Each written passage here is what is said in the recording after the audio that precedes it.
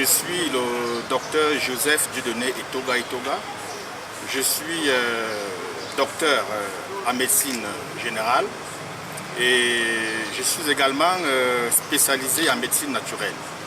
Bon, à ne pas confondre bien évidemment avec médecine traditionnelle. Quelle est la différence en passant? Non, la différence entre la médecine traditionnelle et la médecine naturelle, c'est que la médecine traditionnelle est une médecine non scientifique. Hein. Je le dis sans jambage, parce qu'on est médecin traditionnel, parce qu'on a hérité de son parent, de son grand-père, de sa grand-mère. Or, la médecine naturelle que je pratique est une médecine scientifique.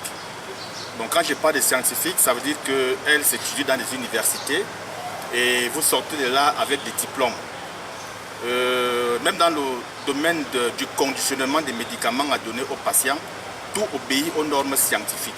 C'est pour ça que dans notre travail que nous pratiquons ici, nous avons un laboratoire.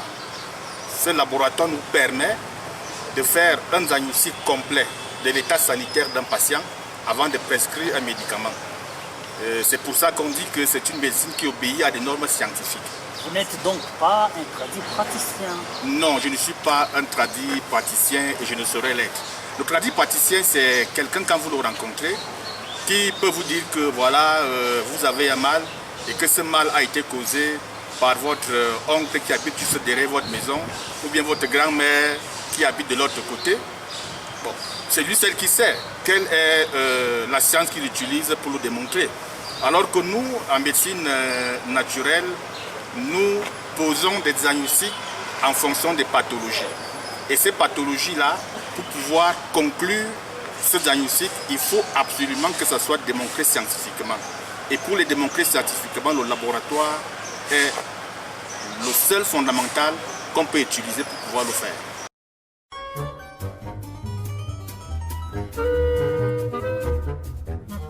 Vous pouvez tout oublier sauf notre adresse. Avenue Castro, au bureau de la 8e CEPAC, non loin de la DGI ou de la COSEKIVU, en commune du Banda, dans la ville de Bukavu. Vous pouvez aussi nous appeler au numéro suivant 085 83 10 943 097 30 89 560. Votre santé est notre priorité. Merci de nous faire confiance. Afrique Nature, c'est pour vous. Faites passer le message. Et l'esprit de la vie t'appelle. Alors, nous pouvons entrer dans le vif de l'entretien. Aujourd'hui, Afrique Nature à Bukavu procède à des consultations gratuites en faveur des habitants, de nos concitoyens. Quelle est la grande motivation pour vous? Bon, nous avons été motivés prioritairement par l'appel du chef de l'État, hein, son Excellence Félix Tshisekedi. Quand il a pris le pouvoir, il avait axé ses actions sur des priorités. Bon, la priorité était d'abord la gratuité de l'enseignement. Et en ce moment, je pense que le président est en train de travailler pour la gratuité des soins pour tout le peuple congolais. Et nous autres avons dit, mais pourquoi ne pas accompagner cette initiative qui semble salutaire et importante pour le bien-être des populations? Parce que pour pouvoir diriger une population, il faut qu'elle soit en bonne santé. Et nous avons estimé que nous pouvons également, dans le domaine qui est le nôtre, accompagner les actions gouvernementales. Et en mettant à la disposition du peuple notre savoir-faire de manière gratuite. Et c'est ce que nous faisons. C'est-à-dire les patients que nous recevons ici tous les jours sont consultés gratuitement. Ça veut dire que les médecins qui travaillent avec moi et moi-même, nous mettons tout notre savoir-faire de manière gratuite à la disposition de ces populations. Parce qu'on estime qu'une population bien portante peut permettre à ce que le pays se développe. Chacun peut vaquer à ses occupations quand il est en bonne santé. Mais si vous êtes malade, vous ne pouvez pas vaquer à vos occupations. Et nous mettons à la disposition de ces populations des bilans de santé. Parce qu'on estime que toute personne, même bien portante, est un malade qui s'ignore. Donc il est très important que nous puissions accompagner les initiatives gouvernementales. Et moi je remercie très sincèrement les autorités qui nous accueillent, qui nous ouvrent les portes Et vous savez qu'il y a toujours quelques petites personnes qui ont toujours des choses à dire. Mais nous suivons notre logique parce qu'il faut reconnaître que l'ONG Afrique Nature n'est pas seulement basée en RDC. Nous sommes basés dans 10 pays en Afrique. Et parmi les 10 pays, moi en tant que président de cette ONG, j'ai choisi de m'installer au Congo pour apporter tout ce que j'ai pu apprendre en Afrique comme en Occident et mettre ça à la disposition des populations congolaises. Et c'est ce que je fais depuis au moins 2 ans aujourd'hui. J'ai sillonné tout le Congo central, j'ai mes preuves qui parlent d'elles-mêmes. À Kinshasa, les preuves parlent d'elles-mêmes. Nous venons de boucler avec Goma, où les populations ne nous ont même pas laissé partir. On a dû laisser une équipe pour continuer à travailler de ce côté-là.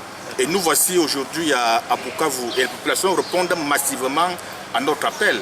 Voilà, on va rebondir sur cet aspect des choses, docteur. Mais dites-nous, dans quel domaine d'intervention vous consultez les gens? Est-ce que c'est en rapport avec toutes les maladies possibles? Bon, je veux d'abord vous garantir sur un fait. Ouais. Si vous rencontrez un médecin qui vous dit « je soigne tout », il faut courir, il faut le fuir très rapidement. Aucun médecin ne saurait tout soigner. Nous avons des pathologies sur lesquelles nous intervenons. On intervient sur des problèmes d'ordre gynécologique, c'est-à-dire que pour exprimer beaucoup plus clairement, les gens qui ont des problèmes d'infertilité, qu'elles soient masculines, qu'elles soient féminines, qu'elles soient primaires ou secondaires, nous intervenons. Nous intervenons également sur les maladies cardiovasculaires, c'est-à-dire cardiovasculaires, dans le cœur et tout ce qui y va avec.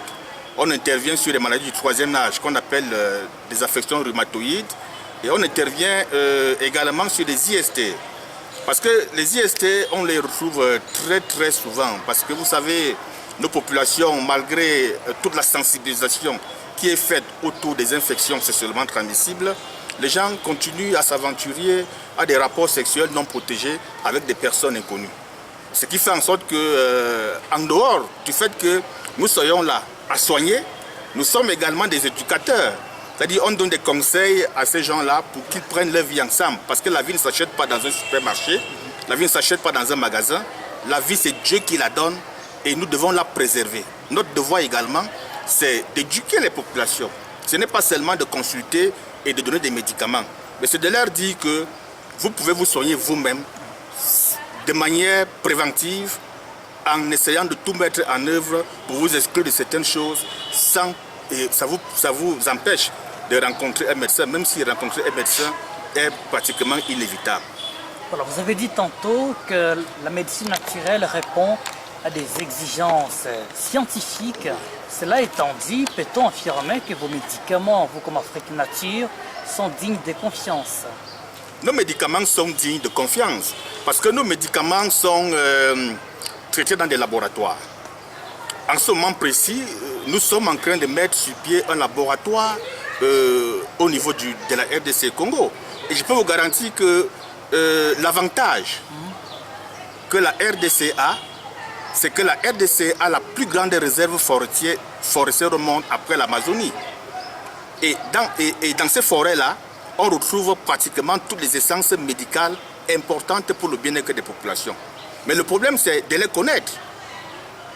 N'importe qui ne peut pas s'aventurer dans une forêt, prendre des plantes et les mettre à la disposition d'un patient. Il faut connaître des plantes, il faut les avoir étudiées. C'est pour ça que j'insiste en disant que, en ce moment précis, la science intervient. Parce que le tout n'est pas d'aller chercher une plante dans la forêt. Après l'avoir traitée, comment est-ce qu'il faut la donner à un patient? Parce qu'on a beau parler de médecine naturelle, nous devons reconnaître que chaque médicament a des effets secondaires.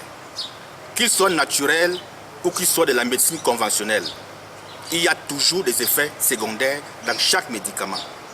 Parce que ça fait partie de la médecine.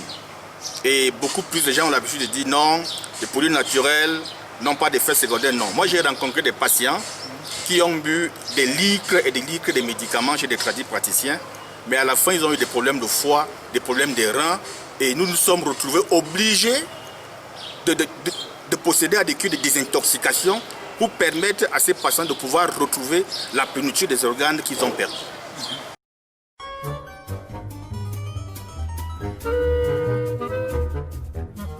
Vous pouvez tout oublier sauf notre adresse. Avenue Castro, au bureau de la 8e CEPAC, non loin de la DGI ou de la COSEC-Kivu, en commune du Banda, dans la ville de Bukavu. Vous pouvez aussi nous appeler au numéro suivant 085 83 10 943 097 30 89 560. Votre santé est notre priorité. Merci de nous faire confiance. Afrique Nature, c'est pour vous. Faites passer le message. Et l'esprit de la vie t'appelle. Voilà, et bien vous écoutez, quelle est votre expérience, grosso modo, dans les traitements de certaines pathologies au Congo, voire même en Afrique? Mon expérience en Afrique, dans les multiples pays par lesquels je suis passé, vous savez, ce n'est pas à moi de vanter tout ce que je transporte comme charge intellectuelle ou comme expérience. C'est les patients qui peuvent témoigner. Parce que à mon actif, j'ai pratiquement en quelques années d'exercice près de 20 millions de personnes consultées. C'est un bilan. En quelques années d'exercice, ça veut dire quoi? Non, ça veut dire que j'ai 10 ans sur le terrain, j'ai 20 millions de personnes consultées. Je vous garantis qu'il y a peu de médecins dans ce monde qui peuvent avoir cette expérience. Il y a des médecins qui vont à l'hôpital, ils consultent 15 malades par jour, ils rentrent chez lui. Moi, je fais 400 consultations par jour. Je rentre chez moi et je le fais tous les jours. Donc, c'est devenu une activité à laquelle je suis habitué. Et toute cette expérience que j'ai engrangée me permet de comprendre les patients. Parce que je ne suis pas seulement un médecin, mais dans la médecine, il y a de la psychologie. Dans la médecine, je suis un éducateur. Je parle avec des patients. C'est-à-dire, le médecin, c'est à peu près comme le prêtre. C'est-à-dire, les patients me confient leurs problèmes de santé. Je les prends sur moi et je me charge de trouver des solutions. C'est comme le prêtre. Nous nous confions à lui. On lui expose nos péchés parce qu'on est convaincu qu'il va intercéder auprès du Père pour que nos péchés nous soient pardonnés. C'est comme ça que le médecin se comporte également. Donc, moi, je ne fais pas de la publicité autour de mon travail, mais la publicité est faite par les patients que je guéris, par le nombre de patients que je guéris. Et quel est votre sentiment lorsque des témoignages de part et d'autre vous viennent, comme quoi j'ai été guéri de telle ou telle autre maladie? Vous savez, c'est un sentiment de satisfaction et de joie. Et je pense que c'est la plus grosse médaille qu'un bon médecin puisse recevoir. C'est-à-dire entendre que le patient a guéri et que le patient tient sa guérison de lui. Il n'y a pas plus beau cadeau que ça. Et je peux vous garantir que je me réveille avec tous les matins et puis je dors avec tous les soirs. J'ai des patients qui tous les jours me remercient du travail qui est fait parce que c'est le seul travail que je sais faire. C'est pour ça que je m'arrange à mieux le faire. Parce que j'avais un enseignant, j'aime le dire à mes collaborateurs, qui me disait toujours, c'était un Canadien, qui me disait toujours, tout ce qu'on fait dans la vie mérite d'être bien fait. Car ce qui est bien fait n'a plus besoin d'être refait.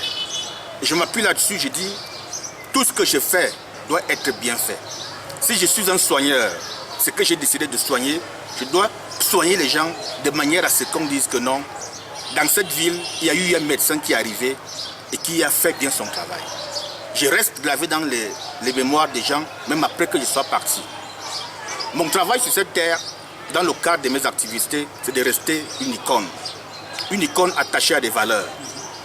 C'est-à-dire, c'est pour ça que je suis très respectueux de la déontologie et de l'éthique. Parce que l'éthique, c'est la science de la morale. Et un bon médecin qui a prêté le serment d'Hippocrate doit mettre en évidence la morale, l'éthique, la déontologie.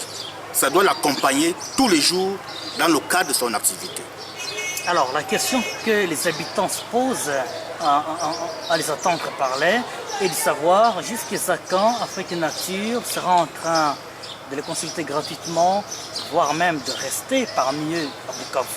Est-ce pour un petit moment? Nous avons toujours consulté gratuitement. Et nous allons continuer à les consulter gratuitement.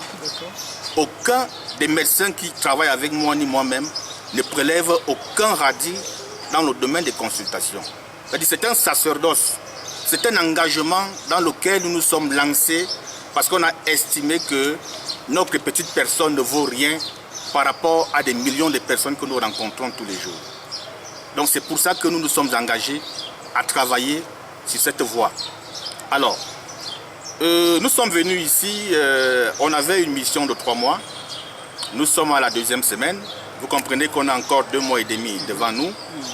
Mais on a reçu tellement de patients que nous sommes en train de nous engager à une installation définitive. Parce qu'on estime que il ne suffit pas de consulter, de donner des médicaments et puis de partir. Il y a un suivi à mettre sur pied. Et ce suivi, il est important. Surtout que les populations répondent favorablement et ça nous encourage. On se dit qu'il est important de soutenir ces gens-là. Il est important de les comprendre. Il est important qu'on se mette à leur place et qu'on travaille pour que, au moins, en RDC, qu'on retienne que le groupe Afrique Santé a fait ce qu'il avait à faire. Voilà, et pour clore cet entretien, qu'est-ce que vous attendez concrètement de l'autorité provinciale, du gouvernement, je vais dire, pour que votre travail émerge davantage? Donc, à notre niveau, on voudrait simplement qu'il y ait une sécurité, hein, qu'on soit en sécurité. Vous savez qu'on est quand même dans des provinces où le problème sécuritaire inquiète. Nous nous sommes engagés. On s'est dit, les frères, quel que soit l'endroit où ils sont, nous devons aller les soigner. Donc on a besoin d'être en sécurité, on a besoin d'être soutenu. Que l'autorité provinciale comprenne que voilà des gens venus pour sauver une population en difficulté. Je ne mets pas en cause tout le travail qui a déjà été fait par les collègues sur place, mais en médecine, on a toujours besoin d'une complémentarité. Et les médecines se complètent. Nul n'a le monopole de la connaissance. C'est pour ça que ce que je peux faire, je fais. Ce que je ne peux pas faire, j'envoie à celui qui peut faire. Parce que quand je suis médecin ici, je ne soigne pas tout. Il y a des pathologies que les gens m'apportent qui peuvent être traitées par des chirurgiens. Je suis honnête de leur dire que non, ça je ne peux pas faire. Allez voir un chirurgien à l'hôpital général, lui il peut être capable de vous opérer. Il y a des cas pareils, il y a des cas de gynécologie qui dépassent ma compréhension. Je suis obligé de référer chez un spécialiste. C'est ça la médecine, c'est ça le serment d'Hippocrate. Être capable de traiter ce que vous pouvez traiter et être capable de référer ce que vous ne pouvez pas traiter à notre médecin. Et c'est ce que nous faisons ici. Voilà, et parce que nous terminons l'interview, docteur, en toute vérité, est-ce qu'il y a une organisation multinationale qui est derrière vous et qui finance, histoire de compenser à tous ces frais de consultation gratuites qui fascinent plus d'un habitant à Bukavu? Non, je vous dirais non, nous n'avons reçu aucune subvention internationale. Ouais. Bon, je vais vous dire, je travaille depuis longtemps, hein, c'est-à-dire que j'ai eu également la possibilité d'appartenir à une famille qui a un nom, et le peu d'argent que j'ai pu gagner auprès de ma famille m'a permis de créer cette ONG. Et cette ONG est entièrement soutenue par mes frères. Vraiment par mes frères. C'est-à-dire que je n'ai pas quelqu'un qui me dit, bon voilà, on t'apporte un appui financier pour le travail que tu es en train de faire. Mais si quelqu'un le fait, je ne vais pas refuser. Si quelqu'un s'engage à dire, bon voilà, docteur, on encourage votre initiative, nous vous apportons un appui financier, comme en ce moment précis, on est en train de mettre sur pied un laboratoire qui va fabriquer les médicaments sur place, qui va permettre à ce que tout Congolais puisse être capable de se soigner. Ça veut dire que si les médicaments sont déjà fabriqués sur place ici au Congo, rassurez-vous, mais les ordonnances même ne coûteront presque rien. Parce que moi, je vais entrer dans les forêts, je vais trouver tout ce qui est nécessaire, je vais les traiter sur place, et puis tout le peuple congolais sera satisfait. Mais moi, je dis, si quelqu'un m'apporte un appui comme celui-là, mais il sera le bienvenu. Nous allons l'utiliser pour le bien du peuple congolais. Parce que nous sommes au service du peuple congolais. C'est votre petit mot pour conclure, docteur Joseph?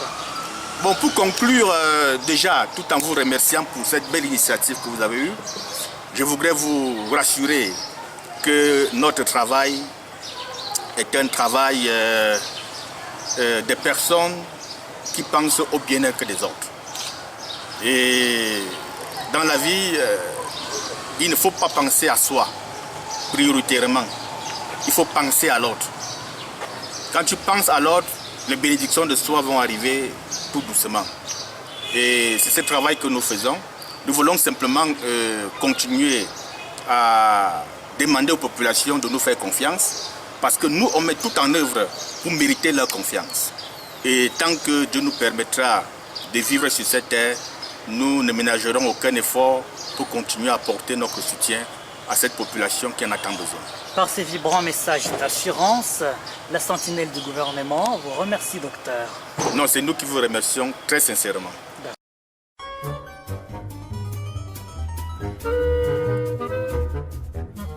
Vous pouvez tout oublier sauf notre adresse. Avenue Castro, au bureau de la 8e CEPAC, non loin de la DGI ou de la COSEC-Kivu, en commune du Banda, dans la ville de Bukavu. Vous pouvez aussi nous appeler au numéro suivant 085 83 10 943 097 30 89 560. Votre santé est notre priorité. Merci de nous faire confiance. Afrique Nature, c'est pour vous.